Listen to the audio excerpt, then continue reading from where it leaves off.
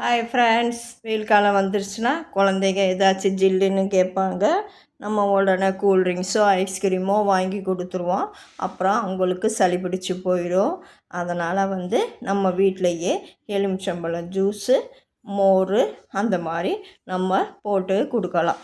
இப்போ பாருங்கள், நேற்று தான் வாங்கிட்டு வந்தோம் தர்பூசணி. இந்த தர்பூசணி சாப்பிட்டுட்டு ஒரே வயிறு வலி, எனக்கு தாங்கவே முடியலைங்க. நல்லா அந்த பழத்தில் கெமிக்கல் கலந்துருக்காங்க போல்.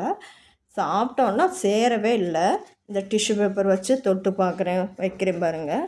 அவ்வளோ ரெட்டிஷாக தெரியுது பாருங்கள். இப்படி இருக்கவே கூடாது. கலர் கலக்கிற மாதிரி இருக்குது.